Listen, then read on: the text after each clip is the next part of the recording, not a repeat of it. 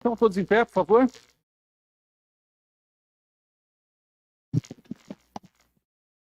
Jurados, em nome da lei, eu concito-vos a exonerar essa causa com imparcialidade e ainda proferir a vossa decisão de acordo com a vossa consciência e também de acordo com os ditames da justiça.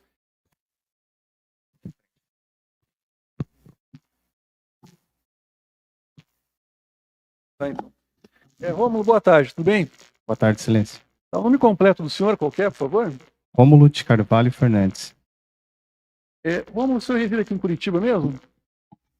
Sim. Tá, o atual endereço qualquer? Travessa Itamar Cortez, 101, Tatuquara. Qual é o número? 101. 101, tá, perfeito. A sua profissão, Rômulo? Agente penitenciário. Tá, renda mensal aproximada, quanto é que o senhor ganha em média por mês? Atualmente, com os consignados, está em 3 e pouquinho. Ah, entendi. O grau de instrução do senhor qualquer? 3º grau. Superior, é isso? Correto. Tá, em qual curso? Gestão pública. Ah, perfeito. O senhor é casado? Casado. Tem filhos? Tenho um filho de 8 e vou ter um agora em setembro. No final de setembro tem mais um. Minha esposa está grávida. Tá, entendi. O seu filho mora com quem? Com o senhor mesmo? Comigo. Tá, perfeito. Fora esse processo criminal, o senhor tem outros? Tem um processo. Tá, por quais crimes? Posse de droga. De droga? Tá, isso foi aqui em Curitiba? Foi. Tá, e qual foi o resultado desse processo? Está em alegações finais, mas eu vou provar minha inocência. Tá. O que eu percebi aqui é que, em verdade, tem uma acusação de tráfico de drogas contra o senhor em Piraquara, é isso? É isso que o senhor se refere? Estou sendo acusado de tráfico, mas de tráfico em eu não Piraquara, sou né? traficante. Uhum. Tá, entendi. Daí esse processo tem andamento, não tem sentença. Correto. E aí tem esse processo aqui, tem julgamento no dia de hoje, na primeira vara. Eu observei aqui, Romulo, que o senhor não é daqui de Curitiba, né? Eu vim para cá com 6 anos de idade. Eu sou natural de Minas Gerais. Tá, entendi. O senhor chegou a residir em outro estado depois disso? Depois veio para cá? Não. Uhum. Tá, teve algum outro problema com a polícia em algum outro estado? Nenhum. Também não. Perfeito. O senhor tem conhecimento da acusação? Correto. Tá. Conversou com seus advogados, já? Sim.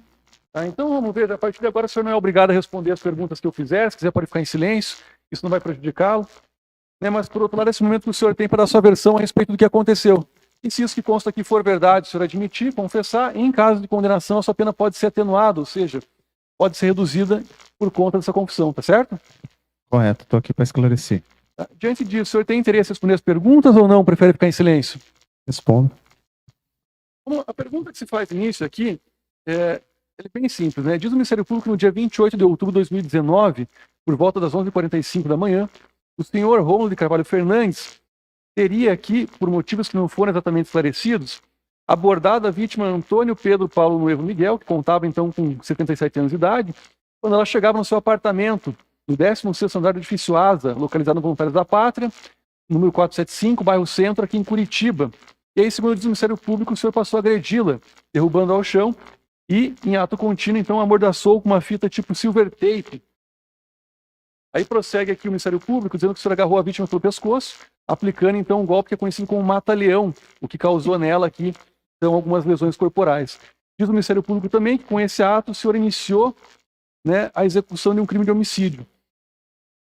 Em outras palavras, né, o que o Ministério Público imputa aqui ao senhor é uma tentativa de homicídio. Né? Esse fato aqui é verdadeiro, é falso?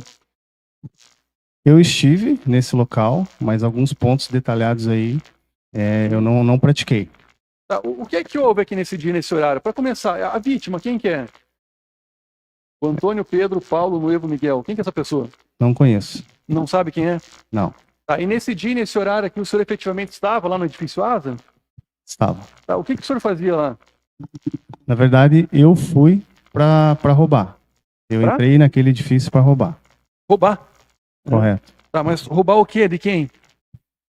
Eu tinha uma dívida de Jota, uma dívida grande, certo? Que foi se alastrando durante um tempo. E aí eu fui ameaçado pelo agiota. E eu tinha um tempo curto para pagar, senão alguém da minha família ia pagar. Tá. Qual que era o valor dessa dívida? Ela foi se acumulando aos poucos. Peguei 8 mil, depois peguei 16, aí fui criando crédito, peguei mais um pouco e virou uma montanha. E essa dívida se estendia por quanto tempo já? Aos poucos, 1, 2 anos, assim. Tá, e quem que era esse agiota? Não posso falar. Aí o senhor pegou esse dinheiro para quê? Primeira vez eu comprei um carro, daí depois eu, no estado, eu tinha sofrido uma ameaça de tentativa quando eu trabalhava pelo estado. Tive que ficar afastado 1 ano e 2 meses. O governo não me remunerou nesse tempo que eu estava afastado. E eu tive que vender meu carro, tive que alugar casas fora da onde eu morava, residia. E como eu não tinha o meu pai estava doente, coisa do tipo, eu tive que pegar emprestado e aí é onde começou. Aí tive que comprar outro carro e por aí começou. Tá, daí essa dívida foi se acumulando e no final não tinha como pagar, é isso?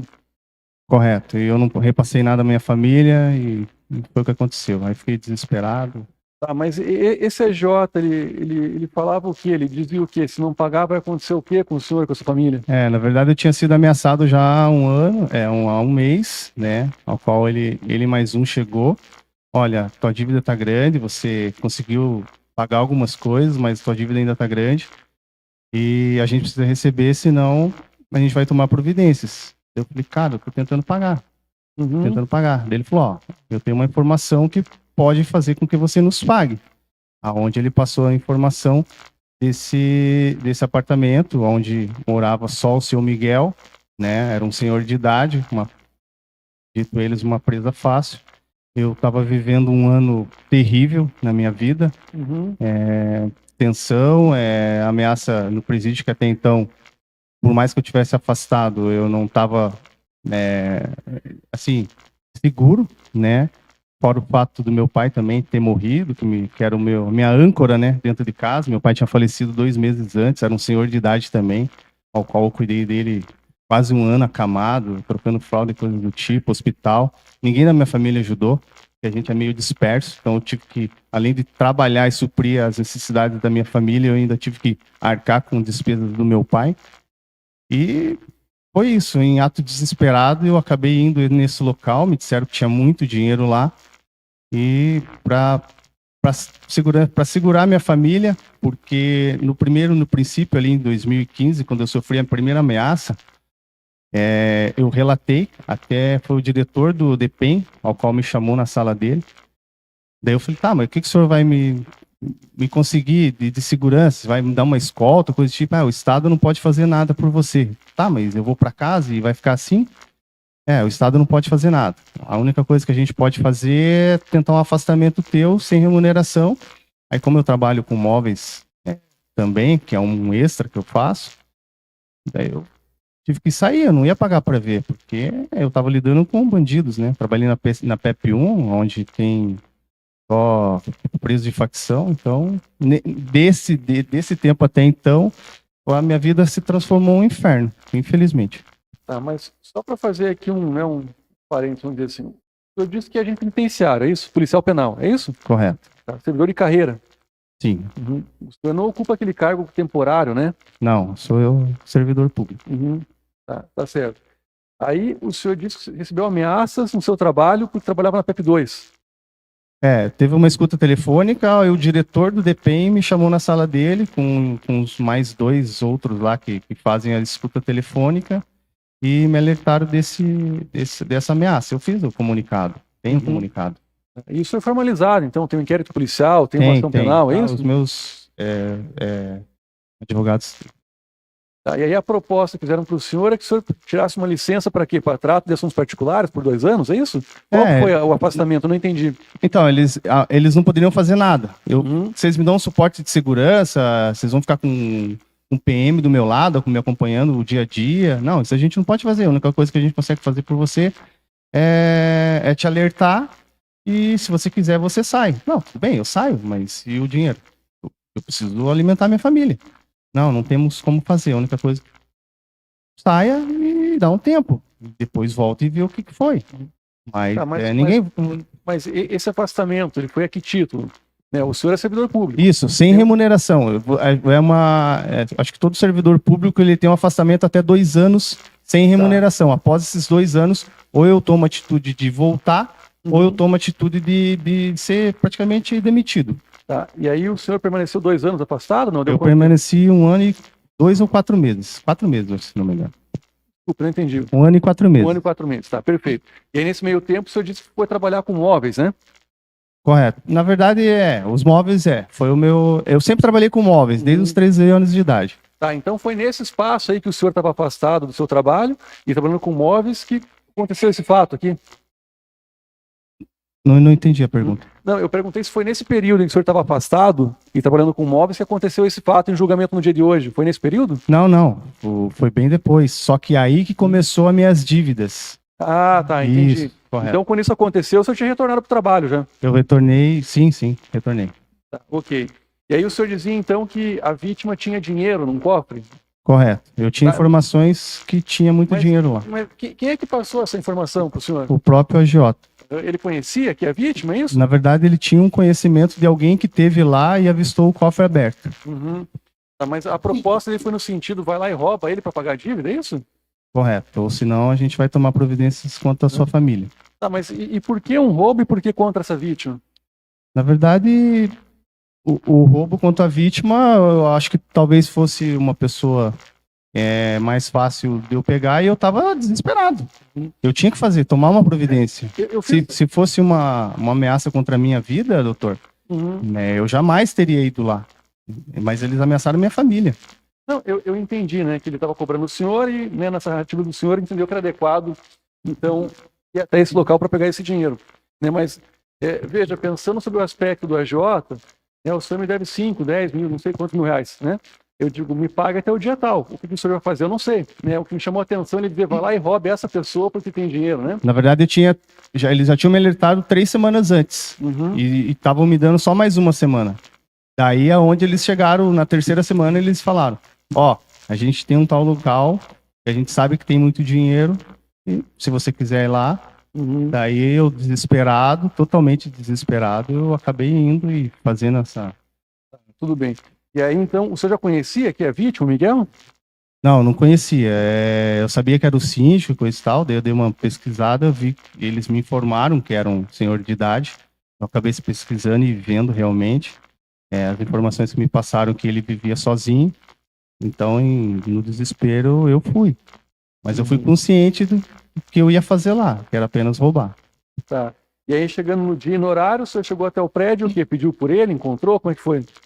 Não, na verdade, eu entrei no elevador, a princípio, tava eu uma menina e segundos depois ele entrou assim, sabe? E eu já sabia quem ele era. Daí ali começou todo... Porque eu ia bater na casa dele lá e ia render ele, né? Ele entrou no elevador junto comigo. Daí eu falei, agora eu vou ter que deixar ele dar uma dispersada até a porta. Eu já sabia onde era. E aonde eu ganhei esse tempo.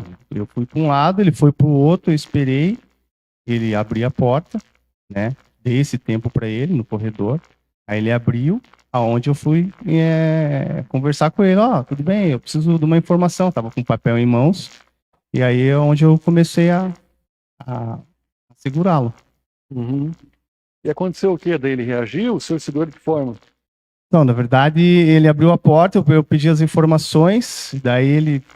normal, me passou. Assim que ele começou, eu já coloquei a mão na boca dele, né? E já meio com o pé, eu fechei a porta assim. Extremamente cuidadoso, porque na hora eu falei assim, fique quieto, que eu estou apenas roubando, fique quieto. Ele praticamente ficou paralisado, estático. Fez tudo o que eu pedi. Então, igual essa parte que eu dei um tombo nele, não. Do jeito que eu segurei, eu coloquei ele no chão com todo cuidado.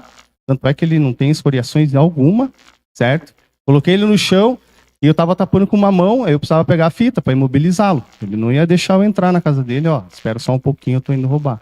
Eu precisava imobilizá-lo. Tanto é que tinha os aparatos para mim fazer isso. Só que ele ficou totalmente estático, sem se mexer nem nada. Daí eu peguei a fita e comecei a passar, certo? Aí que apareceu o seu Davi. Ele colocou a mão aqui no meu colarinho, ele...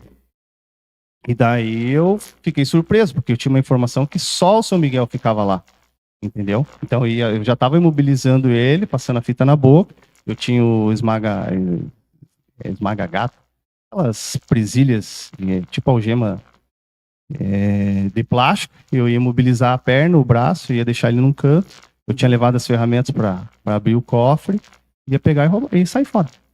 Daí o seu Davi chegou, onde eu perdi toda a surpresa e acabei saindo correndo. Tá, e aí então não chegou a se apossar do dinheiro, não chegou a encontrar o dinheiro? Como? O dinheiro, onde é que ficou isso? Não deu tempo, porque quando eu precisava imobilizá-lo antes para me adentrar o apartamento ali, que eu já estava praticamente dentro, né? Uhum. Daí esse seu Davi, né? Eu sei o nome agora. Aí ele chegou e colocou a mão na minha, aqui no meu ombro, né? Daí ele, talvez, aí depois que ele viu que o seu Miguel estava com a fita na boca, daí ele achou que era uma coisa que eu estava fazendo contra ele. Daí eu peguei e saí fora, não tinha mais o que fazer, né? Ali. Tá. Tudo isso aconteceu querendo o apartamento dele, é isso? Isso, foi já no hall de entrada, né? Tem pelo que pouco que eu presenciei ali, tem um hall de entrada, onde você entra, e logo após já tem uma porta. Essa porta até então estava aberta, né? E tinha uns entulhos, assim, parecia até que estava sendo feita uma reforma, foi o que eu consegui observar já até então. Uhum. Tá, mas esse hall de entrada é do apartamento dele, né? Aqui diz Correto. não No hall do prédio. Isso, hall de entrada do Aqui apartamento. foi no 16º andar. Foi no 16º. Tá. E aí o senhor saiu correndo, fugiu, seguraram? O que aconteceu daí? Então, eu saí correndo, desesperado. Saí correndo e deparei no primeiro lugar que tivesse aberto ali. Tava cansado também. E fiquei aguardando, não tinha mais o que fazer. Tá, mas não houve uma prisão em flagrante aqui? Como? Houve uma prisão em flagrante aqui, né? Houve. Me prenderam porque eu tava no prédio em si, eu não tinha saído do prédio. Eu fiquei Não aguardando conseguiu fugir, dentro é do isso? prédio. Não consegui. Ah, e daí quem é que prendeu o senhor? Foi a guarda? Foi a guarda municipal. Tá, o senhor foi encaminhado para a delegacia, e aí o que aconteceu? Na delegacia conversou com quem lá? Na verdade, eu comecei a conversar com o delegado e logo após que o meu advogado chegou. Uhum. Tá, o senhor chegou a ser interrogado? Sim. O que o senhor contou para o delegado lá? Então, na verdade, eu dei uma outra versão, até porque, imaginando que, conforme eu não tinha feito nada, né, eu no ato ali de inocência, né, eu acabei falando, descaracterizei que foi só uma discussão e coisas do tipo que eu saí fora. É porque eu não estava armado, não estava nada, não fiz nada que eu pudesse fazer mal a ele, né, então eu jamais também ia falar que eu tinha... Tá, mas e essa história que o senhor contou, que discussão que teria sido essa? Que o senhor contou para o delegado? Como? Essa discussão que o senhor disse que teve com a vítima e tal, o que o senhor contou para o delegado? Qual que foi essa versão aí? Eu contei que eu tava passando na praça lá, que tava barbudo e coisas do tipo, bem idiota. Uhum. E daí que o seu Miguel tinha me insultado, e daí eu fui simplesmente cobrar essa questão dele ter me insultado nesse dia. Foi só isso. E essa história do cybertape aqui? Então, na verdade, eu precisava imobilizá-lo, né? Eu poderia usar qualquer outro tipo de fita. Só que a silver tape é uma fita mais forte, mais resistente. Uhum. Tá, e o senhor utilizou essa fita como daí? Simplesmente eu peguei na bolsa e coloquei na boca dele. Mas o que, enrolou na cabeça dele, é isso? Não, jamais. Não, só na boca mesmo. Tá, foi só na boca? Só na boca. Tá, ele chegou a sangrar, ficar lesionado, a vítima? Eu fiquei sabendo depois que ele teve um sangramento, mas acredito eu que não sei do que se trata esse sangramento, porque na hora ali, então, até então, não tinha nada. Eu não fiz nada para ele. Uhum.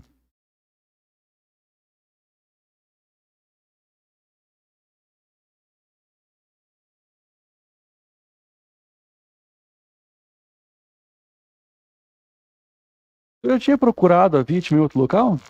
Não conheço. Nunca tinha visto Não, ela? nunca tinha visto. Nem contato, nem oi, nem... Tá, mas o senhor foi encontrado pela pela equipe da Guarda Municipal onde? Dentro de uma igreja. Era o único local que estava aberto. Tá, e Daí a eu não igreja- sabia quantos andares eu tinha já corrido, eu estava cansado, o único lugar aberto. Ah, tá, mas era uma igreja dentro do... Isso, dentro do edifício, do correto. edifício, do prédio. Em que andar que era? Bom, me falaram que era o segundo andar. Uhum.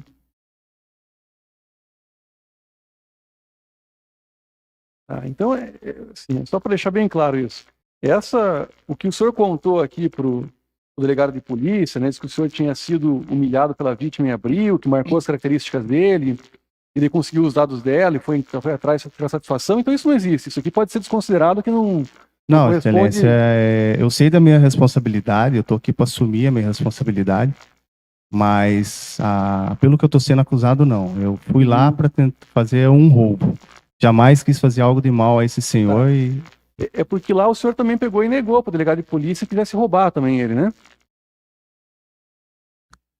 então, como eu disse, eu sentei ali, como não tinha acontecido nada, nem eu derrubar e nem eu ter feito nada a ele, nem um chute, nem um soco, eu falei, vou me safar, vai ser uma agressão, entendeu? Por isso que eu fiz isso. Tá, Aí eu na inocência, porque eu estava totalmente desesperado, nervoso e não sabia o que falar. Daí eu falei, bom, como eu não fiz nada, foi a versão que eu coloquei. Errei totalmente em falar. Poderia ter falado a verdade, mas eu estava totalmente ali nervoso e foi o que eu falei, mas não foi o que aconteceu. Como aqui é uma acusação, né? Como o senhor tem conhecimento, de homicídio, tentativa de homicídio qualificado, né? Mas pelo que o senhor está me dizendo, e a partir do momento em que o senhor disse que gostaria de ser responsabilizado pelo que efetivamente o senhor fez, trata aqui então de um roubo tentado, é isso? Correto, excelência. Olha, eu preciso, né, o senhor tem conhecimento disso, quero crer. Quem decide aqui no Tribunal do Júri, quem profere uma decisão é o Conselho de Sentença, né? E ele faz isso por meio de quesitos, certo? Então são perguntas e eles respondem sim ou não. A primeira pergunta que vai ser feita aqui em relação a essa acusação é se naquele dia, naquele horário, naquele local, esse fato aconteceu, ou seja, se houve aqui, então, né, a investida contra a vítima. Nesse ponto, o senhor não nega que isso tenha acontecido, né? Não, eu estava lá.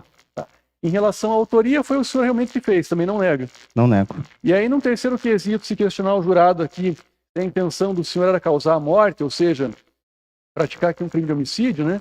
Aí o senhor espera que eles respondam então que não se tratou de homicídio, é isso? Jamais. Eu não jamais ia subir lá para fazer isso. Tá. Afora isso, o senhor tem mais alguma coisa que o senhor queira dizer, não? Eu gostaria de dizer na frente do seu Miguel, né? Eu gostaria de pedir perdão a ele, a família dele. Acredito que eu vou ter oportunidade, não sei. Até então a gente não teve eu não consegui estar olho a olho com ele. Eu me arrependo totalmente do que fiz. Totalmente envergonhado. Peço perdão para ele, para a família dele, para minha família, minha esposa, né, o qual depende de mim. Eu errei. Foi um ano de 2019 terrível na minha vida. Então eu me arrependo muito. É complicado, né? Tá nessa situação, mas eu tô aqui como homem, como responsável e quero pagar pelo que eu fiz, né? Não pelo que estão me acusando. Essa dívida que o senhor tinha foi paga já? Não, até então eu não tinha contado para meus familiares. Aí após esses fatos todo mundo ficou sabendo, né? Porque nesse dia tinha uma filmagem que ia ser passado lá no Shopping Garcês. No outro dia, daí acabaram me pegando ao vivo, né? Tipo um furo de reportagem. Daí minha família ficou sabendo. Daí eu abri tudo que aconteceu. E referente, o meu pai tinha morrido 2 meses atrás. E daí eles se reuniram, o meu pai tinha um pedaço, um pouca herança, né? Mas daí a família se reuniu e falaram que ia me ajudar e estão me ajudando. Tá, mas não foi paga ainda? Ainda não foi pago, falta bem pouco. Tá, mas e essa pessoa que emprestou o dinheiro para o senhor, esse agiota, parou de ameaçar o senhor, daí resolveu então não cumprir a palavra dele? Parou porque eu comecei a pagar em parcelas, mas estou pagando. Mas como? Eu disse que ia finalizar, mas diante do que o senhor está me falando, o senhor é agente penitenciário, né? O senhor Correto. disse que hoje o seu salário é cerca de R$ 3.000, é isso? Na época não era, né? Era menos. Só Tá. que eu sou entupido de consignado, né? Uhum. Tá, esse é o ponto. O senhor não tinha outra forma de conseguir um empréstimo, de buscar auxílio a Não, terceiros? como eu tava cheio de... Os consignados nem... Se eu tivesse com o salário limpo e fosse pegar numa pancada só o que eu precisava, ainda não daria. Uhum. Então eu não tinha recurso nenhum.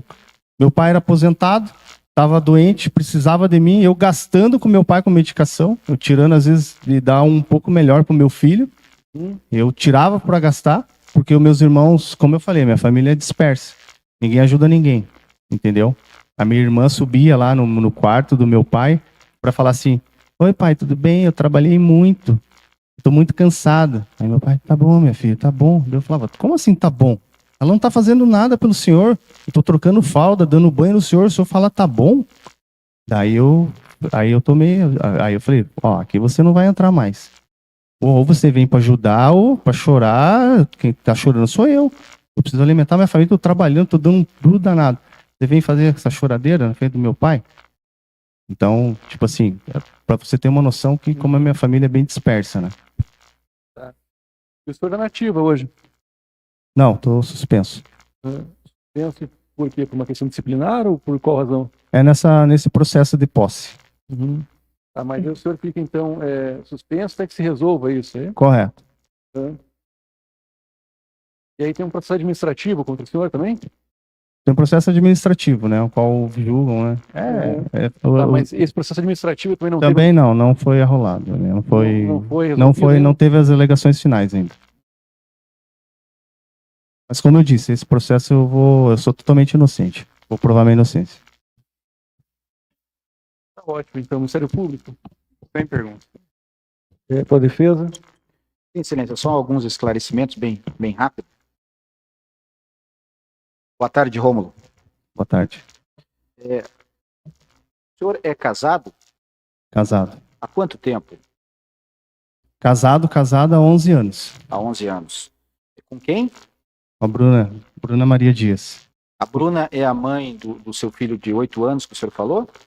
A Bruna é a mãe do meu filho de 8 e está esperando um futuro agora em setembro. Está para nascer em setembro? Correto. A gravidez dela é uma gravidez tranquila? Está sendo? Como é que está sendo a gravidez? Não está sendo tranquila. Ela teve eclâmpsia na primeira gestação e até a gente foi no médico esses dias, né? Eu consigo usar o meu plano pelo Estado, graças a Deus, e a gravidez dela é de risco. De risco. O senhor, quando perguntado pelo excelentíssimo juiz, o senhor informou que a sua profissão é de agente penitenciário, mas o senhor também trabalha com questões de imóveis. O senhor trabalharia com questão de marceneiro? Correto. Meu pai era marceneiro, né? E até então, a primeira profissão que eu aprendi foi marcenaria. Marcenaria, ok. No dia da sua prisão, que você foi preso em flagrante ali, foi encontrado uma bolsa com furadeira, martelo, duas mochilas. Isso seria para utilizar na questão do roubo?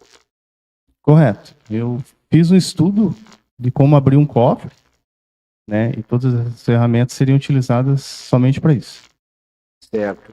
O senhor também informou que esse ano de 2019 foi um ano difícil, difícil aí para o senhor, por várias situações, inclusive essa a qual o senhor está respondendo aí o processo hoje, né, sendo ouvido aqui no plenário. O senhor tem um boletim de ocorrência que essa defesa juntou no movimento 388.2, um boletim de ameaça. Esse boletim de ameaça, o senhor foi até a delegacia de polícia com mais outros agentes penitenciários informando que o senhor estava sendo ameaçado dentro da unidade penal? Correto, tenho na Polícia Civil, sim, esse papel. O senhor informou também que, diante dessa questão, dessas ameaças, o senhor acabou também tendo informações de outras ameaças que estavam correndo dentro do presídio por questões de telefone e que levou o senhor pediu afastamento. Nesse período de afastamento, então, que o senhor concluiu a questão de dívidas, então? Foi aí que começou o meu início de empréstimo, porque eu tive que vender carro, eu não tinha fiador, e eu tive que sair do local, né, onde eu estava. Ok. Só para finalizar, então, a tua vontade naquele dia, quando ocorreu a tua prisão no edifício ASA, era crime contra o patrimônio. Correto. Eu fui lá para tirar o dinheiro que estava lá. E, em hipótese alguma, fazer mal a esse senhor. Tanto é que eu não fiz, né? Não tem nada, não fiz nada contra ele. O senhor tem conhecimento de um laudo que existe nos autos que foi feito um exame de corpo de delito com relação à vítima, aonde informa seria meio centímetro, teria uma região oral, meio centímetro, teria uma marca nele nesse dia aí? Você chegou a ter essa informação ou não? Correto, tive essa informação, né? Que dá uma tampinha de caneta, né? Piquinho da tampinha de caneta. Daí até fiquei surpreso, né? Porque tanto falam desse mata-leão, e se eu der um mata-leão a alguém, vai ficar o pescoço inteiro lesionado, né? Então. O senhor não deu mata-leão, então? Não, jamais. Não ocorreu esse fato. Ok. Por parte da defesa satisfeita, excelência, devolvo a palavra. Muito obrigado. Obrigado, Romulo. Pelo conselho de sentença, alguma pergunta? O microfone, por favor, tem ali na frente. Isso, obrigado.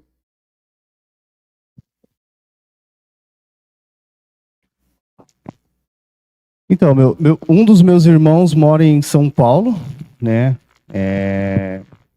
Tipo assim, eu tinha uma ligação até boa com ele, mas ele com o meu pai já não tinha tanto.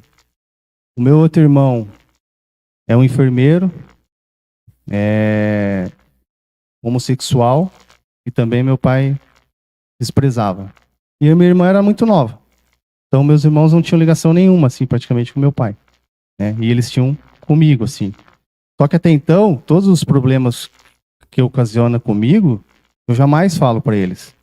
Eu já sofri, trabalhando como agente penitenciário, por exemplo, eu já passei por 2 tentativas de rebelião, onde 2 dos meus amigos, colete, foram pegos, foram 2 dias de rebelião.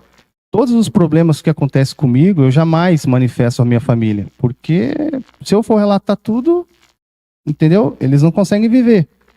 Então foi isso. Quando eu relatei para eles que eu tinha essa dívida, eles até estranharam. Até a minha mãe mora em Minas Gerais, né? Separada do meu pai faz tempo. Minha mãe ganha o salário mínimo e ela ficou surpresa. Falou, filho, eu junto meu dinheiro, eu ajudo. Foi aonde eles vieram a querer me ajudar. Porque até então eu não tinha falado nada. Eu não falo nada da minha vida. Eu tento resolver. Só que daí eu tive que abrir. Porque todo mundo ficou sabendo. Até minha irmã que falou, tá louco, todo mundo tá falando mal de você e tá respingando em mim, coisas do tipo. Então foi esse ponto, assim, eu agradeço que, né, que até então eu não tinha como pagar. Provavelmente eu não estaria aqui, ou alguém da minha família estaria aqui. Ok. Mais alguém?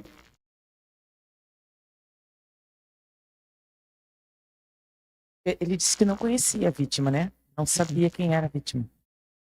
Como que ele reconheceu, sabia que era ele que entrou no elevador?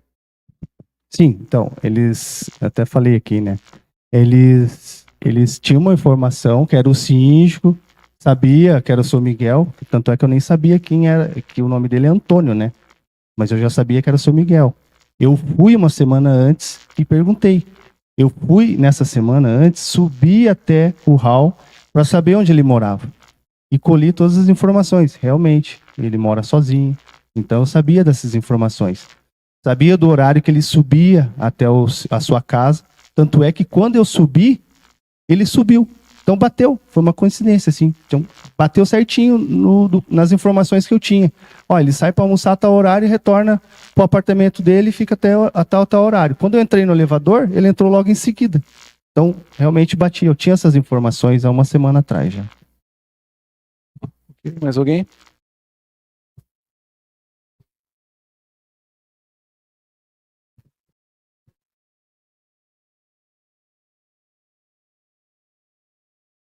Então, a gente finaliza por aqui.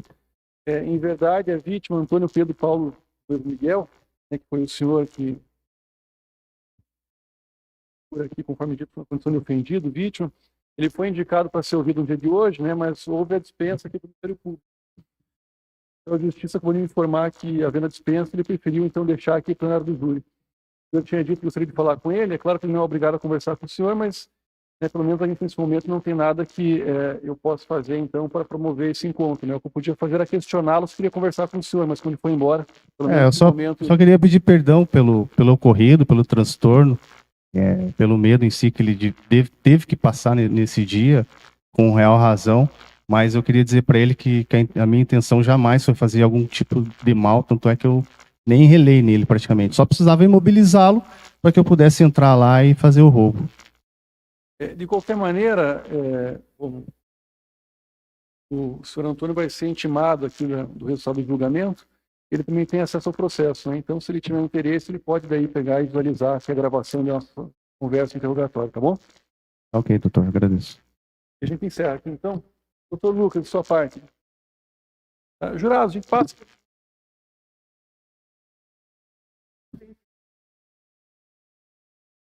a exposição para os senhores e senhoras. Estava sem o seu microfone, né? Então tem, como eu dizia, o prazo de 1h30 para que faça a exposição para os senhores e senhoras. Pelo Ministério Público, né, o doutor Lucas já disse que já está preparado, que pode iniciar. Então eu questiono os senhores e senhoras, podemos ou preferem fazer um intervalo? Podemos? Tá, então, bom, o senhor pode aguardar lá, por favor? Doutor Lucas, se o prazo iniciar agora, então o senhor tem a palavra, fique à vontade. Obrigado, silêncio.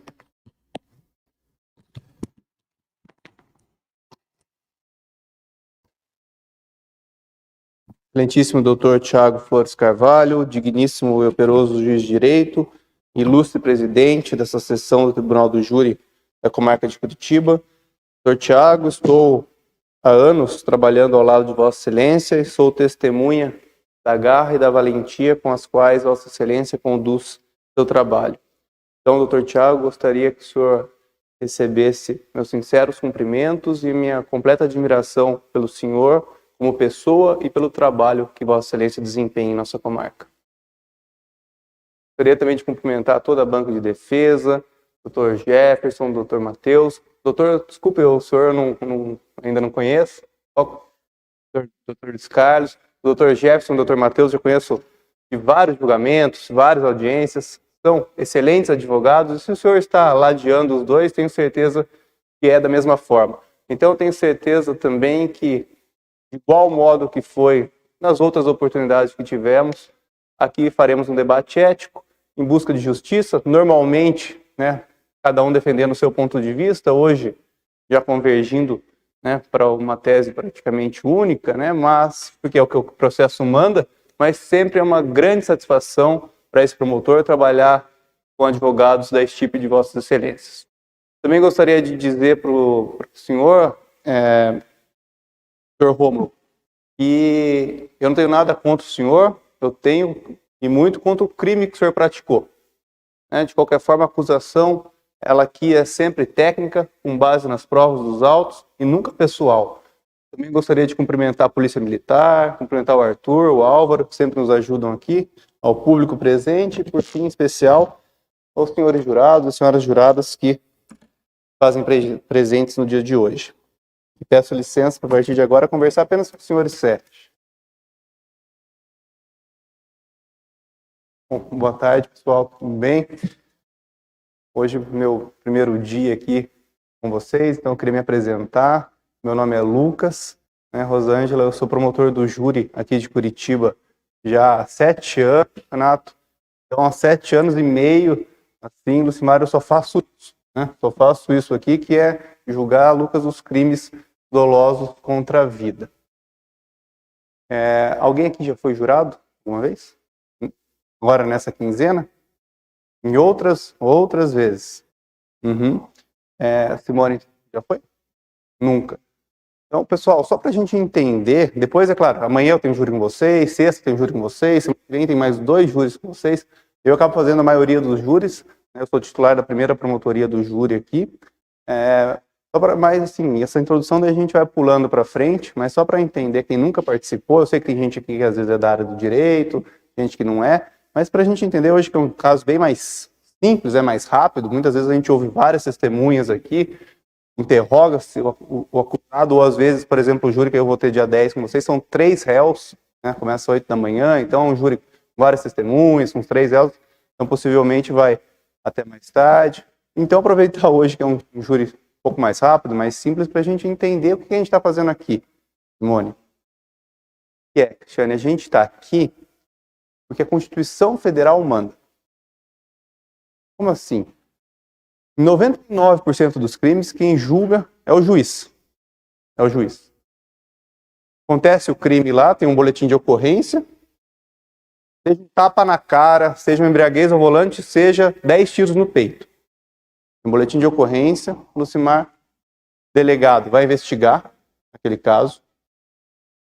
O delegado investiga, manda os investigadores, Rosângela, investigar, e fica lá tendo inquérito policial, investigando, ele chega a uma conclusão. Ele manda para o promotor. O promotor ele tem 3 opções.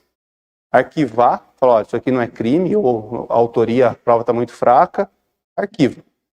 Ele pode mandar o delegado fazer mais coisas, falar, ó, tem aqui um relato de a câmera, você não foi olhar a câmera, então vai olhar a câmera, ver mais coisa, ou ele pode oferecer uma denúncia. O que é oferecer uma denúncia? Oferecer uma ação, Simone, contra a pessoa. Oferecer uma ação, Lucas. E daí essa pessoa, o juiz, se aceitar a ação, a pessoa é citada para constituir uma defesa. E daí o advogado vai defender, vai produzir as provas nas audiências, o promotor se manifesta sobre as provas, o advogado se manifesta sobre as provas e o juiz decide. Culpado ou inocente. Condenado ou absolvido. Se eu não gosto, falo assim, ó, absolveu, eu acho que tinha que condenar. Recorro para o tribunal pode falar, juiz, você está errado. Condena. Ou ao contrário, ele condenou. Dr. Matheus, Dr. Jefferson, Dr. Luiz pode falar, juiz, você está errado. Absolve. O tribunal pode absolver. E é assim que funciona o nosso sistema penal. Em 99% dos crimes. Menos nos crimes dolosos contra a vida. É o que a gente julga. Que é o que os jurados julgam. E são só 4 crimes, Renato. Só 4. E vários que tem, só 4. O homicídio, Rosângela, tentado ou consumado.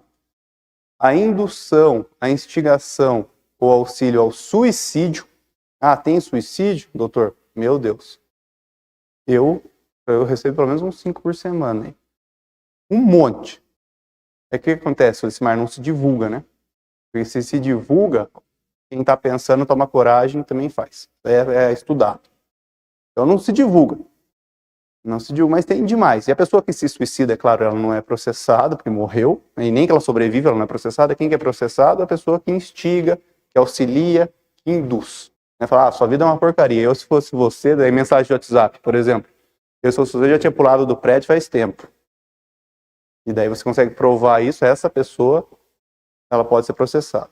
O terceiro crime que é julgado aqui é o infanticídio.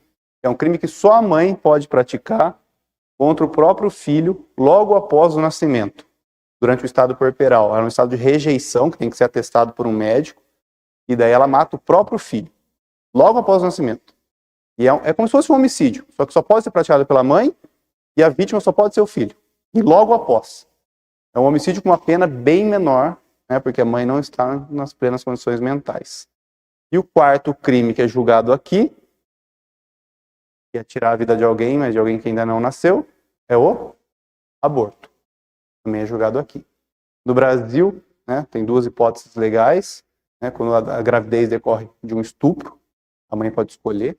Sabe que isso está indo muito na imprensa, né? Temos o caso de Santa Catarina. E também quando há risco de vida para a mãe, Rosângela. E daí o médico, a nossa lei fala que tem que intervir mesmo contra a vontade da mãe para salvar a vida da mãe.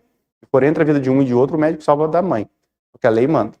Tá? Claro, existem outras possibilidades, Lucas, que a jurisprudência criou, né, os tribunais, por exemplo, o feto anencefálico. Né? Você não vai fazer a mãe ficar 9 meses ali com filhos, que vai nascer e vai morrer em poucas horas. Né? Então, se autoriza. E existe discussão também para autorizar nos 3 primeiros meses, enfim. Depois a gente pode conversar com mais calma sobre isso. Mas, pessoal, o fato é que hoje aqui a gente está julgando o que a gente julga sempre. Nessa quinzena, por exemplo, é o que a gente vai julgar, que é o homicídio. Normalmente consumado, mas às vezes a gente julga também, Karina, atentado. Mas normalmente é consumado. Por quê?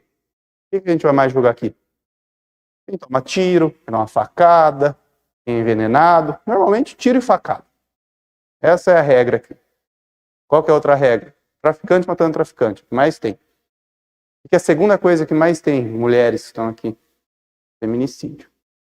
Demais. Uma coisa que é impressionante. Tem noção, a cada 7 horas uma mulher morre de feminicídio no Brasil.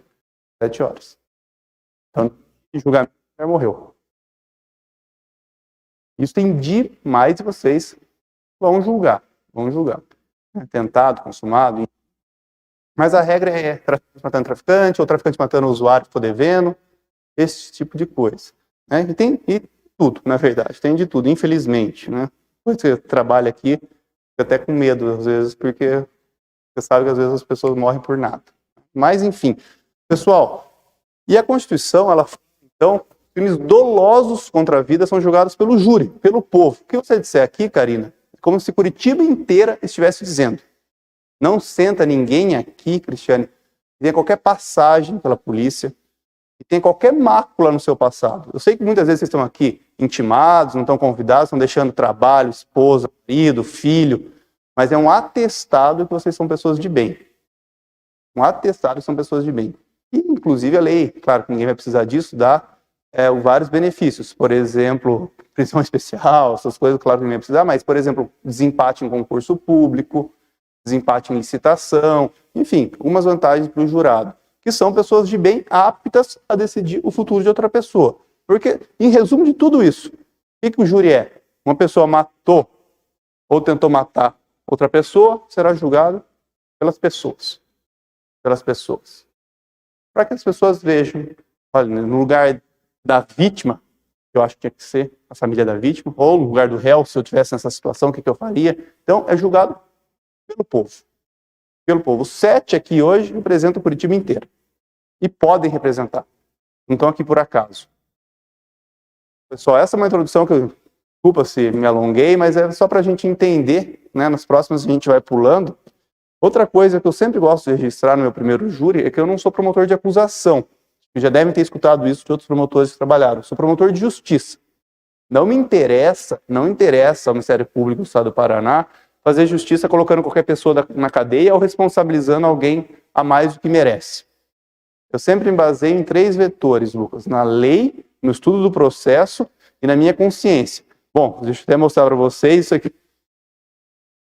O mínimo que eu tenho que fazer sempre é estudar o processo inteiro. Eu estudo todos. Faz 7 anos que eu estou aqui, eu estudo todos. Eu podia, às vezes, dar uma lidinha e vir aqui.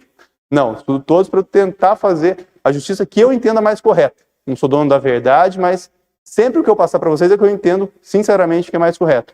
E hoje aqui, senhores, eu que fiz a instrução desse caso. Eu que fiz todas as audiências desse caso. Só que acontece, quando foi para alegações finais, foi para uma outra promotora, porque eu não estava em Curitiba na época. E ela fez as alegações e falou para ir para a júri. Mas a época que eu fiz a instrução, eu ouvi o senhor Antônio, eles chamam de Miguel porque é o sobrenome. É Antônio Pedro Miguel. Eu ouvi ele, eu ouvi o filho dele, eu ouvi o senhor Davi, que foi o que foi lá tirar ele de cima, eu ouvi os guardas municipais, ouvi, né, a versão dele, enfim. E para mim ficou claro, depois eu vou mostrar para vocês, que isso, de fato, não se trata de um crime doloso contra a vida. Ele não foi lá tentar matar esse senhor de 77 anos. Foi para roubar. Foi mesmo. Ele foi para roubar. Para mim ficou claro. Para mim já teria desclassificado lá, nós nem estaríamos aqui, um juiz já teria julgado o caso, condenado ele uma tentativa de roubo, que não é também pouca coisa, a pena não é baixa, né? Roubo. Diferença de furto para roubo. Furto é você só subtrair. Roubo é você subtrair mediante grave ameaça ou violência, que a pena já é mais alta. E foi o que aconteceu. Ele teve a grave ameaça e teve a violência, sim. Também não estou aqui para passar a mão na cabeça dele, eu não estou aqui de bonzinho. Fez errado e muito errado. Não chegou também do jeito que ele falou, um pirulito, senhor, por favor, acomode-se, vim aqui roubá-lo. Não foi. Não foi. Pegou o idoso lá, sim. Mas foi para roubar. Se ele quisesse matar, o senhor Antônio, 77 anos. 77 anos. Esse rapaz matava fácil. Fácil. Mas muito fácil. Não foi. Até agora a gente vai ver. A primeira coisa que tem, senhores, é a apreensão, que eu quero mostrar para vocês. Movimento 1.4. Olha o que ele levou. Pela experiência, né, e vocês, todos aqui são inteligentes, olha o que foi apreendido com ele. Rolo de fita isolante, cor preta, 2 mochilas, chave de fenda, lanterna, faca de serra, par de luvas de cor preta, pedaço de metal dobrado, furadeira, broca, né, rolo de fita silver tape. Então, é tudo instrumento que a gente vê de pessoas que vão para roubar. Para roubar. Em 90, também, como eu disse, faz um tempão que eu estou aqui, quase sempre que alguém que vai para matar, usa algum instrumento, né, de matar. Normal, como eu disse, faca. Se ele quisesse matar mesmo, ele não conseguia matar estrangulado, o rapaz de 77 anos. Mas todos esses produtos, elementos que foram encontrados aqui, sugerem um roubo. Sugerem um roubo. Já começa por aí. Depois, a gente investigou esse caso e não conseguiu chegar na motivação. Por exemplo, o filho do senhor Antônio falava, meu pai tinha dinheiro, tinha várias pessoas devendo para ele, e eu acho que alguém mandou fazer. Investigou isso, ele falou, por exemplo, ele tinha, o senhor Antônio, um problema com o ex-síndico, ele era síndico do edifício Asa, o senhor Antônio, que é lá no Voluntários da Pátria. Ele tinha um problema com o ex-síndico, não gostava dele, acho que esse cara está envolvido. A polícia intimou, mas nunca se chegou a nada. Qual razão esse rapaz estava lá? Mano de quem? Para matar ele por quê? Nada. Todas as pessoas ouvidas, seja o filho, seja o senhor Antônio, não conheciam ele de lugar nenhum. Então, é fato que ele foi lá para roubar. Eu vou ler com vocês rapidamente aqui, no movimento 276.1, é um resumo do que as pessoas disseram. Senhor Antônio, pegou o elevador, está aqui embaixo. Mas não precisam, se quiserem acompanhar, mas eu vou ler, tá? Pegou o elevador até o andar do prédio em que tem o escritório e foi abordado pelo réu, que colocou uma fita silver tape na sua boca e lhe deu um golpe mata-leão. Disse que um assistente lhe socorreu e conseguiu afastar o réu. Contou que nunca viu, não visualizou com arma, que não guarda valor no escritório tendo um cofre, mas está vazio. E fez exames de lesões corporais e retornou suas atividades na sequência. Ele foi para o hospital e saiu já, né? Porque realmente ele não teve nada de grave. Ó, o guarda municipal, o Luiz Teodoro, guarda municipal, deslocaram até o local e perceberam um tumulto. Disse que fizeram uma varredura no indivíduo e encontraram o acusado dentro de uma igreja evangélica simulando que estava rezando.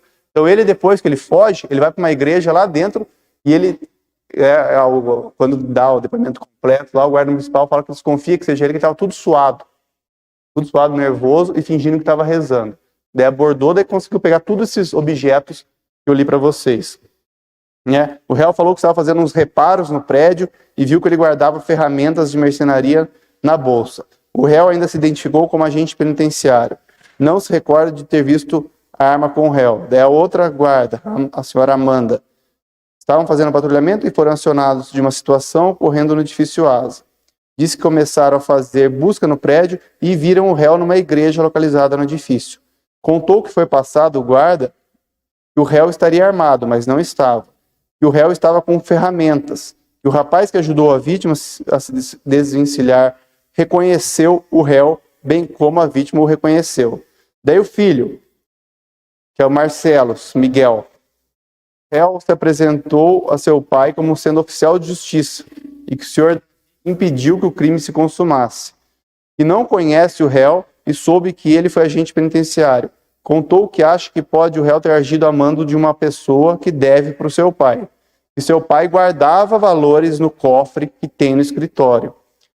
Daí agora, o senhor Davi, que é a pessoa que chegou no momento, estava fazendo uma pequena reforma no apartamento da vítima.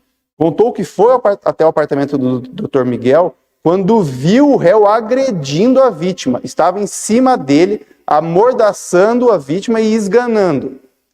Então esse papo que ele chegou com licença, não quis nada, ele foi lá para roubar, mas ele fez isso aqui de amordaçar e de esganar, de tirar para imobilizar. A pessoa, o roubo é isso, violência para subtrair, ou grave ameaça, arma, passa o bolso para subtrair. Então foi isso que ele fez. Disse que a vítima estava sangrando, porque ele estava com um sangramento no lábio. Contou que conseguiu tirar o réu de cima da vítima e tirou a fita da boca da vítima. Disse que foi atrás do réu, mas não o alcançou.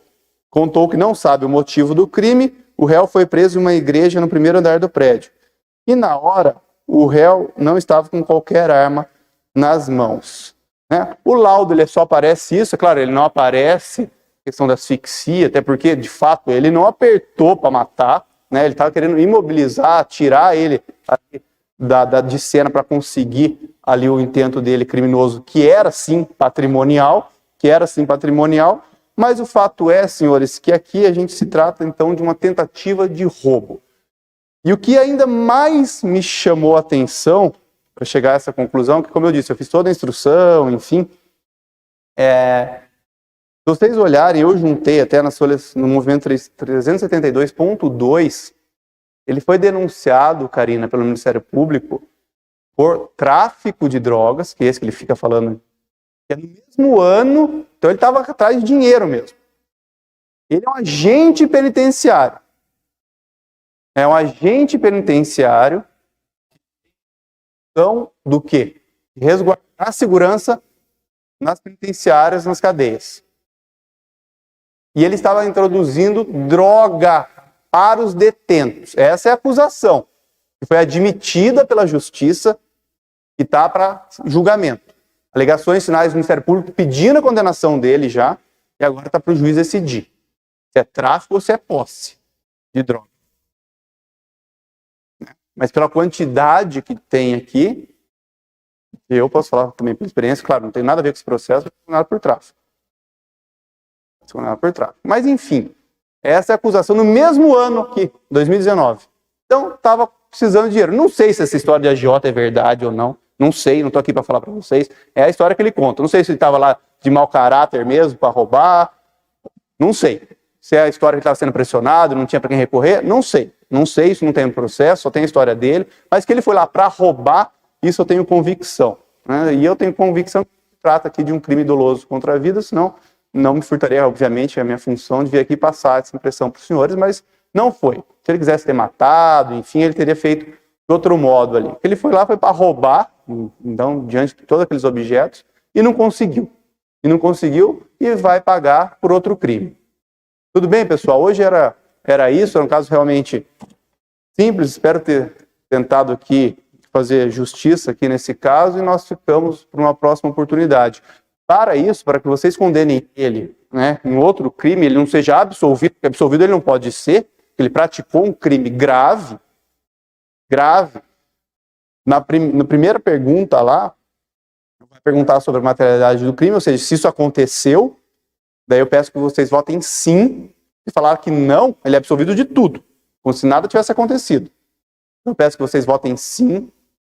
Na segunda pergunta, vai perguntar se foi ele que fez. Eu peço também, Simone, Rosângela, Karina, Lucas, Cristiane, Lucimar e Renato, que votem também sim, porque foi ele, e daí depois vai ter o quesito, sempre quando a pessoa sobrevive, né, no tentado, mesmo que vai para a UTI, né, tem uma pergunta sobre se a pessoa quis o resultado morte, tentou matar a vítima ou não, né, quando a pessoa sobrevive. E nesse caso, eu peço que vocês respondam não, porque não foi uma tentativa de homicídio. Isso foi uma tentativa de roubo. Então, pelo Ministério Público, ficaria sim, sim e não, para ele ser condenado pelo crime que ele praticou e que a justiça, então, seja feita nesse caso. Muito obrigado pela atenção dos senhores. Hoje eu disse, realmente, é um pouco atípico, né, porque é um pouco rápido, mas nós nos vemos amanhã. Muito obrigado.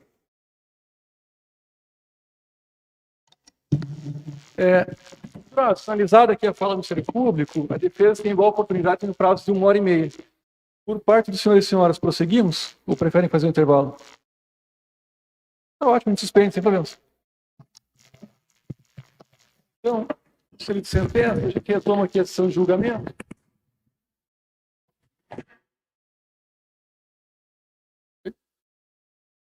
Tomamos então a questão de julgamento. A defesa também, conforme anunciado, tem o prazo total à disposição de 1h30 para que faça exposição para os senhores e senhoras. Parece que inicia o doutor Matheus, é isso? Isso. Então, doutor Matheus, seu prazo inicia agora. O senhor tem a palavra. Obrigado, excelência. Peço a palavra. Não há um princípio de filosofia, um dogma de moral, um cânone de religião, um postulado de bom senso, uma regra jurídica que autorize um pronunciamento condenatório na dúvida. Lembrai-vos, senhores do júri, que a justiça só vive da prova, só o arbítrio se alimenta do monstro da presunção. A dúvida é a certeza dos loucos.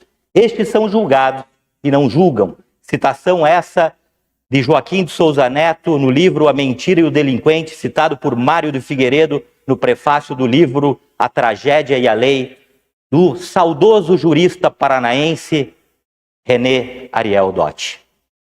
Nesta oportunidade, vem a defesa do acusado Rômulo de Carvalho Fernandes. Provará que a acusação de tentativa de homicídio é improcedente. É uma peça puramente formal, distanciada da realidade, do conteúdo, da substância mesma da causa e das suas lamentabilíssimas consequências.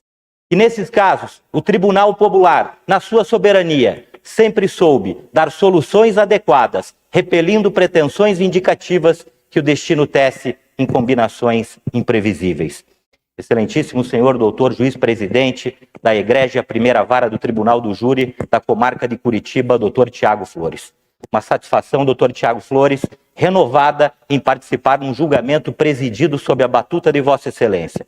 Um magistrado que honra a toga que veste, um magistrado, como bem disse o doutor Lucas, operante, trabalhador e extremamente técnico e corajoso.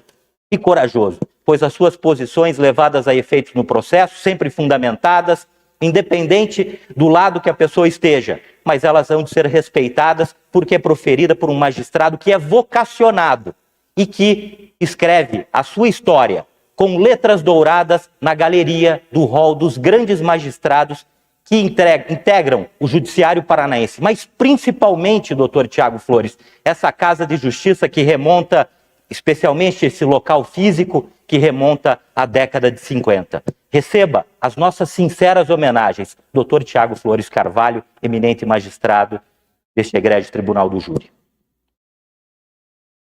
Gostaria também, nesta oportunidade, de saudar o doutor Lucas Cavini, eminente promotor de justiça, que ao longo desses últimos 7 anos vem empregando o seu bom senso de justiça, empregando também a sua vocação dedicada ao Ministério Público do Estado do Paraná no plenário do Tribunal do Júri. Sou testemunha viva, doutor Lucas, porque completei este ano 20 anos de intensa atuação profissional na advocacia criminal, especialmente no Tribunal do Júri. Aqui foi o ponto de partida de uma grande atividade profissional. Então posso dizer, excelência, que ao longo desses 7 anos e que posso privar do convívio profissional com Vossa Excelência, aqui no cadinho dos debates do Tribunal do Júri, posso dizer que Vossa Excelência, mais uma vez, não só hoje por conta que estamos caminhando na mesma trilha, na mesma caminhada, porque Vossa Excelência sabe que em oportunidades que estivemos em caminhos opostos, as divergências ficaram somente adstritas ao campo das ideias, pois o respeito ao profissional, mas principalmente ao homem que enverga esta beca do Ministério Público, é a tônica desta defesa. E hoje, mais uma vez, Vossa Excelência demonstra uma coragem moral, disfarce divino da justiça, cujo prêmio maior é a satisfação da consciência tranquila. Aquilo que o senhor trouxe aos 7 apóstolos da justiça, que está aqui para buscar justiça. Não se trata de um promotor de condenação. Receba, doutor Lucas, as nossas sinceras homenagens e o respeito desta bancada da advocacia que é titularizada pelo doutor Jefferson, o titular desta causa. Receba as nossas homenagens, doutor Lucas. Gostaria também de saudar o titular desta causa, doutor Jefferson Martins Leite, advogado criminal da capital paranaense, que exerce o sacerdócio da advocacia com zelo, com probidade e honestidade. adentrou a esta causa, sucedendo a outros 2 valorosos advogados que lutaram também incansavelmente a questão de 30 dias no processo, sendo procurado pelo acusado Rômulo e tendo a honra, Dr. Jefferson, de poder participar do seu escritório, notadamente nos delitos do Tribunal do Júri, Vossa Excelência já me chamando para o contato, a análise, o estudo do processo, pudemos verificar que efetivamente, e logo me dirigir ao colendo conselho de sentença, de que não se tratava de um delito doloso contra a vida. E que nesses casos, como já nas Sagradas Escrituras, dai a César o que é de César, dai a Rômulo o que é de Rômulo. E ele não se eximiu.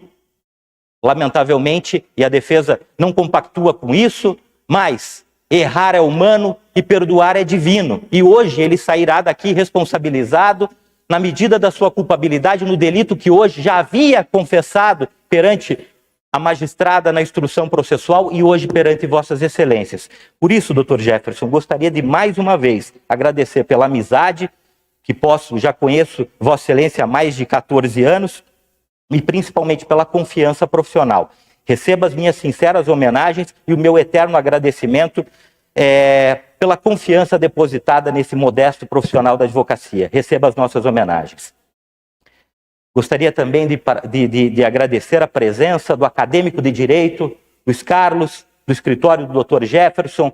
Eu sempre digo que o Tribunal do Júri é uma escola. E aqui eu me recordo e volto a mais de 20 anos na minha história, quando saía da Praça Santos Andrade, onde cursei a Faculdade de Direito da Universidade Federal do Paraná, e vinha com a minha pasta, caminhando a pé para poder assistir grandes e grandes júris no final dos anos 90, começo dos anos 2000. Então isso aqui é uma grande escola. Aqui, efetivamente, é a demonstração de justiça. Então siga essa caminhada e eu não tenho dúvida que a sua atuação profissional será exitosa e muito abençoada. Receba as nossas homenagens.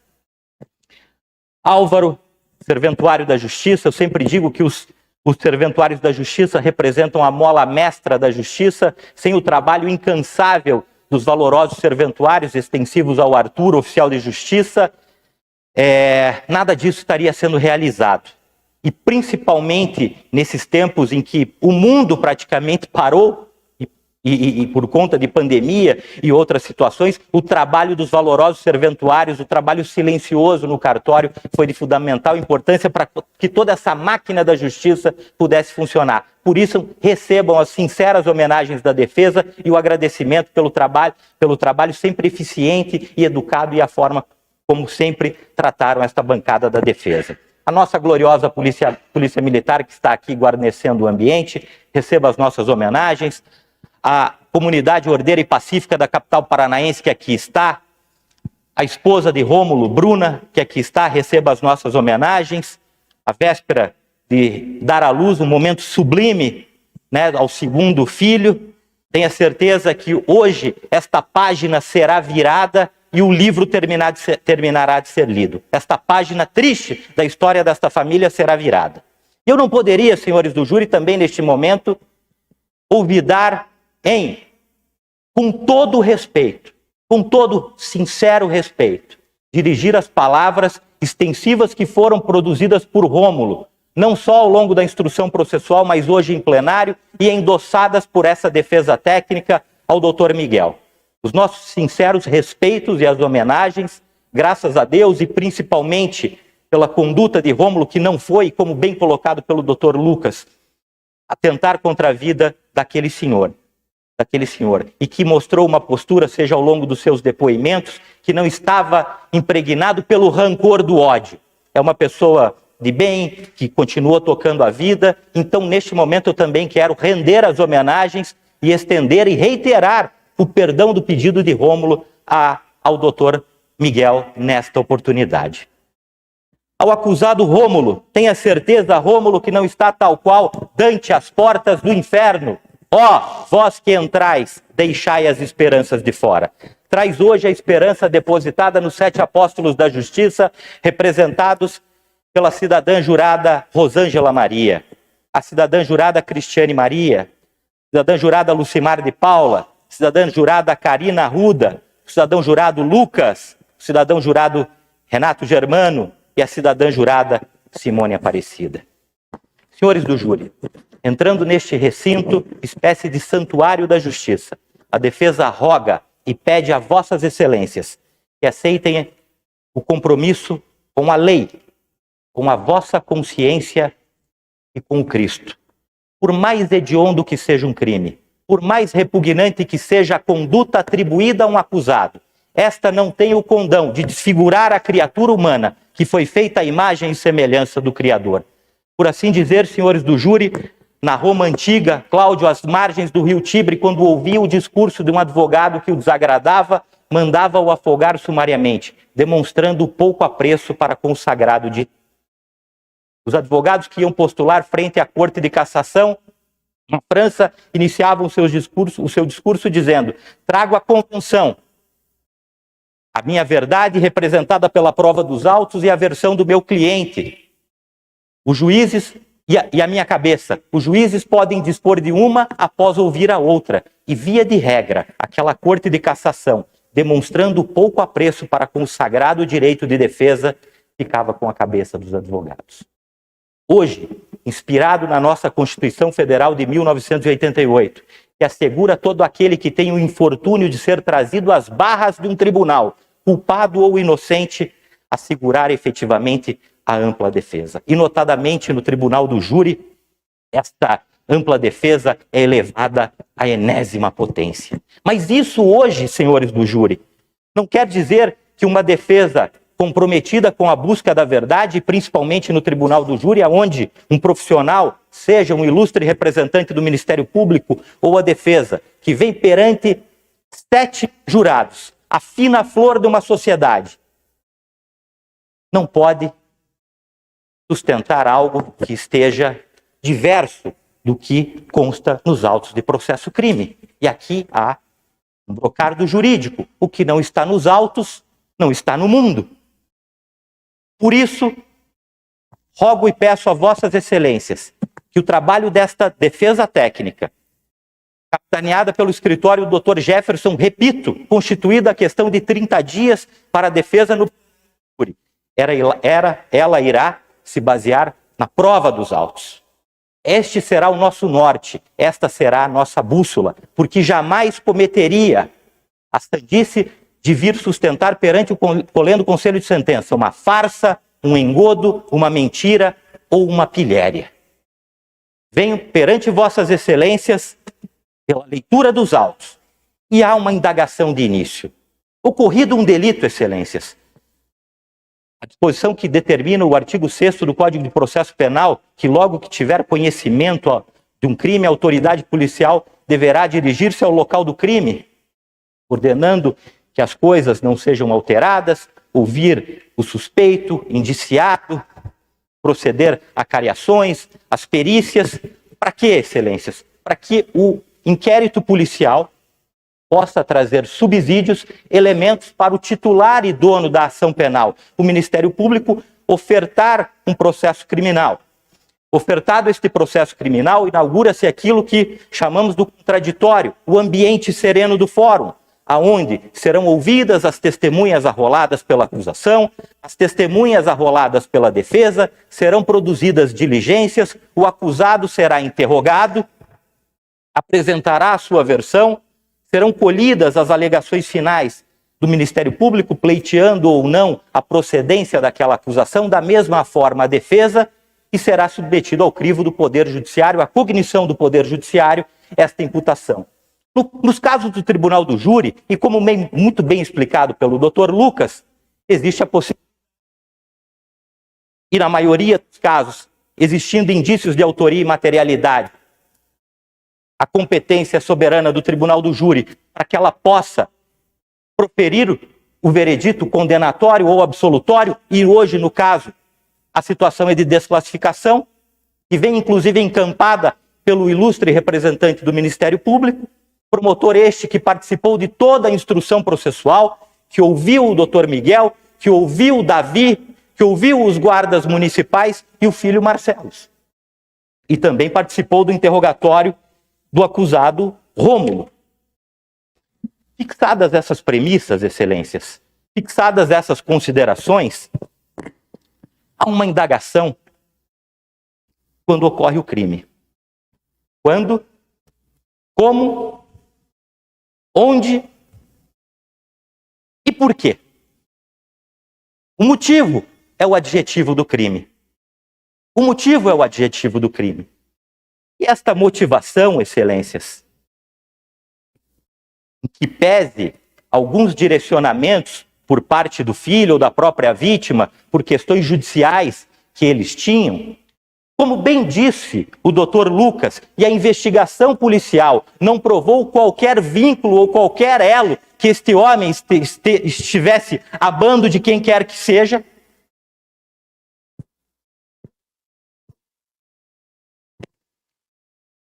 e a exordial acusatória de movimento 41.1, excelências, e vossas excelências podem proceder à leitura, encontra-se no ProJude, a exordial acusatória da lavra da doutora Marcela Marinho Rodrigues, ofertada em 9 de novembro de 2019, diz, e consta do inquérito policial, que no dia 28 de outubro de 2019, por volta das 11h45, denunciado Rômulo, por motivos não suficientemente esclarecidos. Ele não conhecia o Dr. Miguel. Ele não tinha nenhum motivo para ceifar a vida do Dr. Miguel. O que existia, excelências, e como bem relatado pelo ilustre representante do Ministério Público, com a sua capacidade de leitura exemplar e singular do processo, tanto é que procedeu à juntada do processo criminal a que ele responde na vara de Piraquara, no mesmo ano de 2019, que era o ano que enfrentava severas dificuldades, que a vida estava um inferno, por essas pressões relatadas pelo ambiente de trabalho, pela questão de agiota, e eu não preciso dizer, excelências, fala-se essa palavra agiota, arrepia inteiro.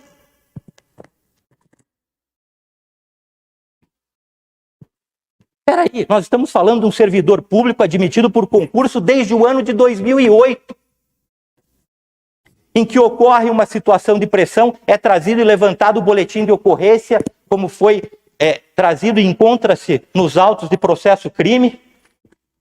Rômulo, no movimento, e aqui indico a vossas excelências o boletim de movimento 388.2, na sequência 388.3, diploma de tecnólogo em gestão pública, na sequência 388.4, certificado emitido pela Secretaria de Estado de Segurança Pública e da Justiça e Cidadania de Direitos Humanos, conferem a Rômulo certificado do curso de conclusão de operações especiais penitenciárias, com uma esposa, com o filho Pedro, e diante de todo esse quadro narrado, excelências, e aqui há que se ter com a máxima vênia e levar em consideração a palavra dele, há de ser considerada. A investigação não verificou nenhum motivo, ele não conhecia a vítima, não tinha nenhuma questão que pudesse justificar um crime doloso contra a vida. E aqui ninguém está querendo passar a mão, lustrar com verniz ou algo que o valha. Este moço será sim responsabilizado, mas na medida da sua culpabilidade. Leitura essa já levada a efeito pelo Ministério Público do Estado do Paraná, excelências. E aqui me socorro e peço uma vênia a vossas excelências no movimento 1.4, que é o auto de apreensão. Faço coro novamente ao que foi trazido pelo ilustre representante do Ministério Público, aonde consta nesse auto de apreensão, além da questão de telefone celular, outros, uso pessoal de um rolo de fita isolante de cor preta, outros, pessoal, um chapéu e um par de óculos utilizado pelo autuado encontrado no seu poder, outros, uso pessoal de 2 mochilas de cor preta, contendo uma chave de fenda com tamanho grande de cabo cor laranja, uma lanterna de tamanho pequeno, uma gravata de cor roxa, uma faca de serra com cabo de cor preta, um par de luvas de cor preta, um pedaço de metal dobrado, uma furadeira de cor amarela para abrir o cofre, 3 brocas para a furadeira apreendidas em poder do autuado. Outros ferramentas, utensílios, um rolo de fita do tipo silver tape, encontrado em poder do autuado. Outros, 7 unidades de cintas plásticas encontradas em poder do autuado, 2 pares de luva cirúrgica. Na sequência, ali no item 9, outros uso pessoal, um par de luvas plásticas descartáveis, não utilizadas, encontradas em poder do autuado. Ou seja, todos esses apetrechos, todas essas situações nos demonstram de que, efetivamente, e a defesa faz coro, e ninguém está aqui, volto a repetir, trazendo uma quimera em Rômulo ou passando a mão. Não, muito pelo contrário. Ele será responsabilizado, repito, na medida da sua culpabilidade, pois não se trata de um delito doloso contra a vida, e sim um crime patrimonial que será muito bem avaliado, reprimido e responsabilizado pelo eminente juiz de direito, o juiz togado. Pois vossas excelências são soberanos, sim, em crimes dolosos contra a vida. Entretanto, e principalmente levado a efeito pelo requerimento feito hoje em plenário. E como bem disse o doutor Lucas, caso ele estivesse na sequência da instrução, já teria sido levado a efeito na instrução, esse processo nem teria chegado no tribunal do júri. E muito bem-vinda essa alteração, né, doutor? Hoje, e o promotor que já começa no inquérito, o acompanhamento, as audiências, ele dá a sequência. Eu fiquei sabendo dessa alteração interna do Ministério Público, é uma questão até o plenário. Sensacional. Sensacional isso. Porque personaliza, porque o doutor Lucas teve o contato, teve o olho no olho, teve o feeling com o doutor Antônio Miguel. Em que pese o ambiente virtual daquela solenidade processual. Nós estamos falando de um promotor experiente. Ouviu o Davi, ouviu o Rômulo. E se me permite, Vossa Excelência, de uma extrema transparência e o respeito que o senhor tem para com as pessoas que o senhor acusa, o senhor deu uma aula de direito explicando o que poderia, ao final ali no interrogatório de Rômulo, explicando qual seria o caminhar e a sequência do processo, o senhor me permite, mostrando todo o respeito e o que é efetivamente um promotor de justiça. Segue o inquérito policial. E não foi apurado aquilo que disse a Vossas Excelências. O motivo, o adjetivo do crime para etiquetarmos esse delito como um doloso contra a vida. Estamos sim diante de um delito patrimonial e que será responsabilizado e julgado pelo meritíssimo juiz de direito. Na sequência, senhores, nós temos então a finalização do inquérito policial.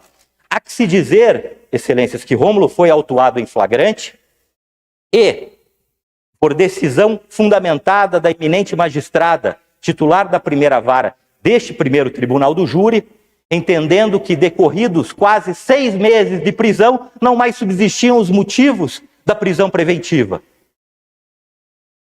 Rômulo teve um voto de confiança da justiça que desde abril de 2020, Rômulo, você vem cumprindo com respeito, com dignidade, porque sabe que as coisas da justiça têm que ser levadas com responsabilidade. Isso aqui não é brincadeira. Entretanto, excelências, nós tratamos das misérias humanas. Nós tratamos dos mistérios insondáveis da vida. Nós tratamos daquilo que é mais caro e que vem parar no tribunal do júri hoje. E repito, não se trata de um delito contra a vida, mas principalmente aquilo que às vezes motivam as desgraças e as tragédias humanas. E lamentavelmente, por o que ele vivenciava, por um servidor público de carreira. Indago a Vossas Excelências, e nós não somos os advogados de Rômulo no processo de Piraquara, mas diante da juntada, da sábia juntada do Dr. Lucas, que efetivamente reforça essa questão de que ele estava, sim, vivendo um inferno naquele ano, que ele estava, sim, sendo pressionado, seja por facções que comandam e bandidos que comandam o sistema penitenciário, e que na sequência, por conta de dívidas, cai na mão da agiota. E não precisa explicar mais nada. Falou agiota por si só, já dá para ter uma ideia que o buraco é mais embaixo, que a pegada é forte, que é um jogo que qualquer pessoa que não esteja acostumado a isso, ele vai perder. Ele não, como você mesmo falou, Rômulo, teu filho, a tua esposa, e que as duras penas ele vem efetivamente pagando e vem cumprindo. Tanto é que está vivo e está tocando a vida. O apoio da família, depois compartilhou, e aqui fica uma indagação, e eu adoro e fico muito feliz quando tem a participação do Colendo Conselho de Sentença com indagações e tudo mais. Isso até é um exemplo de vida para as pessoas que aqui estão ou para os personagens que participaram desse trágico evento. Jamais sonegar da família. Ou pelo menos daquele ramo familiar que é forte, daquele ramo familiar que você sabe que vai ter o suporte. Jamais. Jamais. Jamais.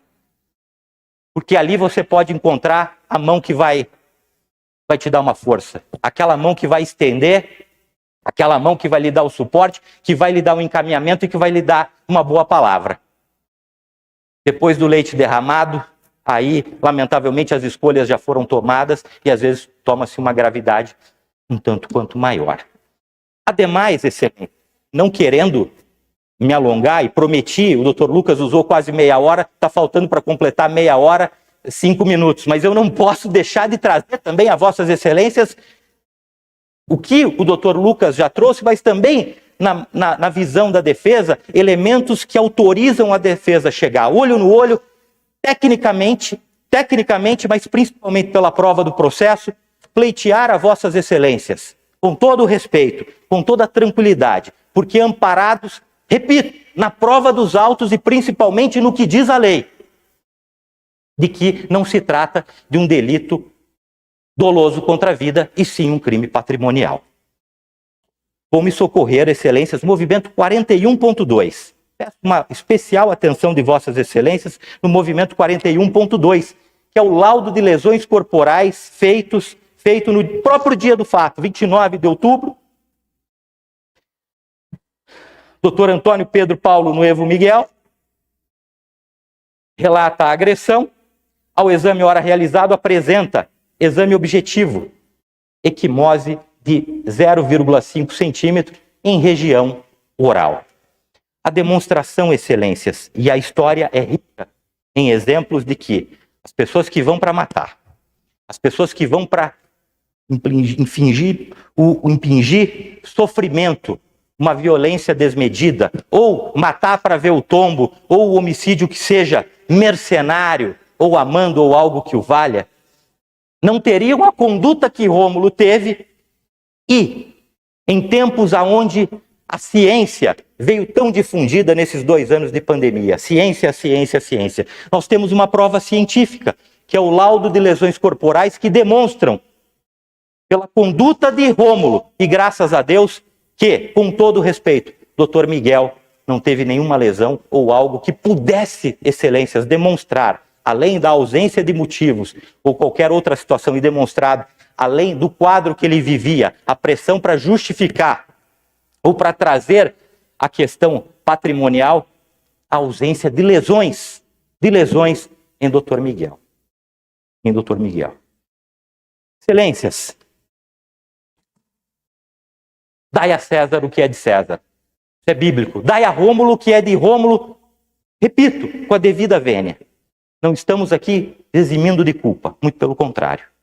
É a versão que ele traz desde o ambiente sereno do fórum, é a versão e a verdade representada pela prova dos autos, que o titular da ação penal, Dr. Lucas Cavini, hoje pleiteia perante vossas excelências. Um promotor que acompanhou a instrução processual. Promotor com 7 anos de experiência neste plenário do júri, que já se deparou com inúmeros casos de extrema repercussão. Promotor daquele caso que marcou a crônica policial paranaense, brasileira, mas notadamente desta capital, do caso Raquel Genofre, que buscou a condenação exemplar daquele criminoso. Hoje, Rômulo, tenha certeza de que jamais esquecerás esses anos de provação e de vergonha, porque você falou muito da questão de vergonha, e teve hoje a hombridade, e não é fácil, perante a sociedade, o Colendo Conselho de Sentença, esse julgamento ele está sendo transmitido pela rede mundial de computadores.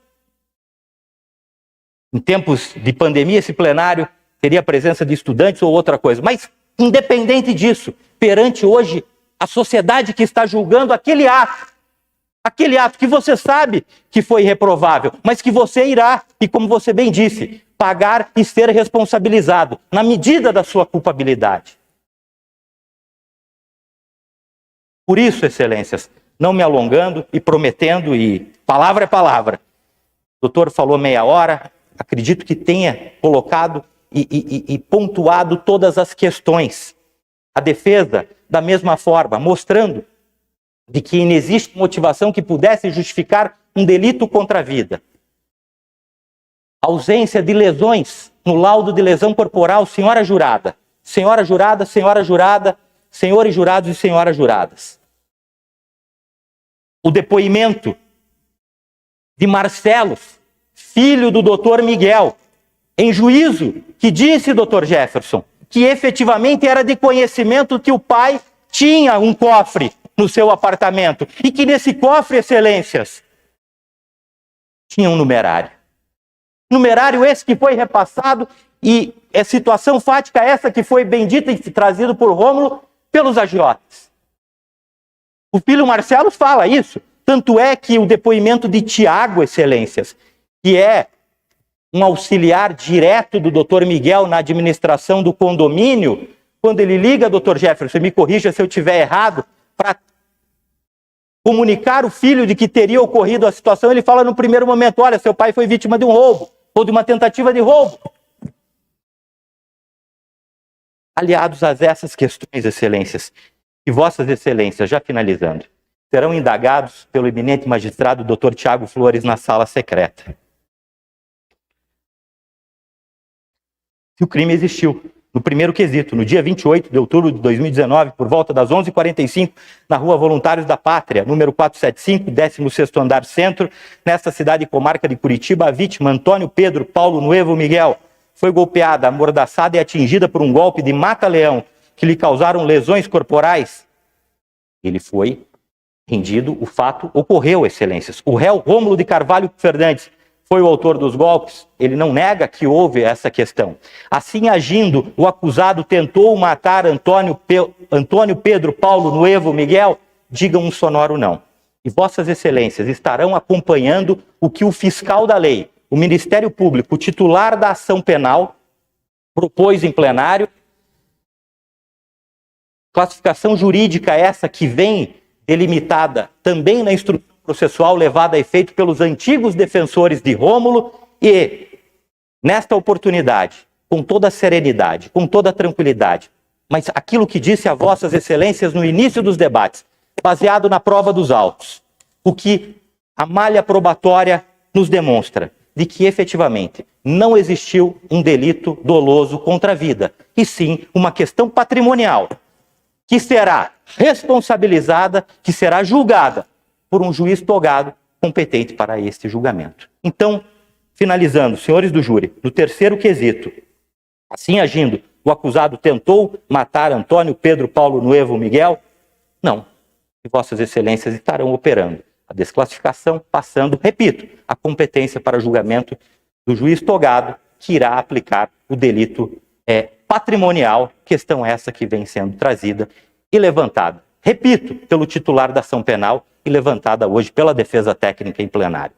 Agradeço a atenção, agradeço mais uma vez a forma como fui recebido neste plenário do Tribunal do Júri. Peço desculpas por algum eventual excesso e até ter me alongado no tempo que havia prometido. Mas, quando se tem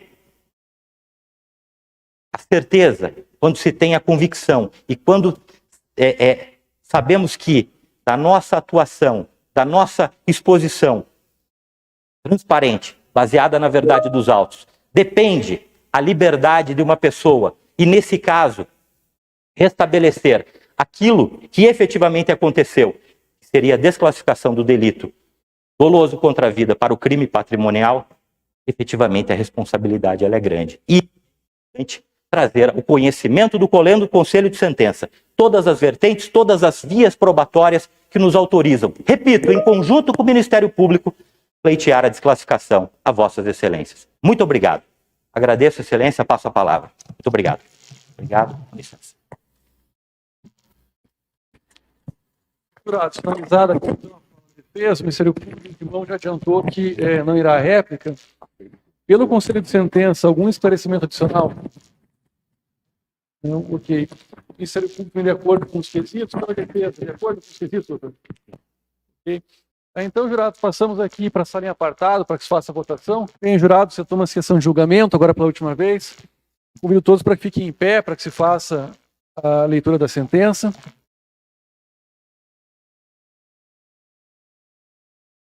Rômulo de Carvalho Fernandes. Realizamos aqui no dia de hoje o julgamento do senhor em relação à imputação que consta aqui nesse processo.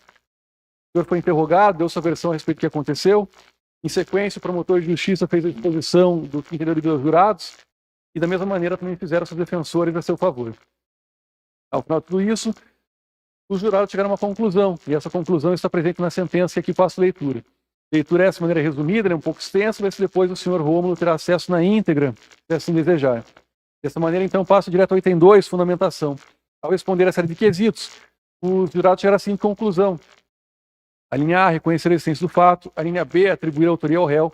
A linha C, não reconhecer a figura do crime doloso contra a vida. Prejudicado assim os demais quesitos na forma do artigo 490, parágrafo único do Código de Processo Penal. Eu dispenso aqui a leitura integral da fundamentação, ressalvando apenas que, em vista da decisão que foi proferida pelo Conselho de Sentença, a competência retornou ao juiz-presidente, juiz togado. Então, passo direto aqui ao item 3, dispositivo. Direito disposto, em atenção ao Conselho de Sentença, desclassifica-se a imputação a efeito de condenar ao acusado, Rômulo de Carvalho Fernandes, pela prática da conduta prevista no artigo 157, parágrafo 2º, inciso 2º, cumulado com o artigo 14, inciso 2º, todos do Código Penal.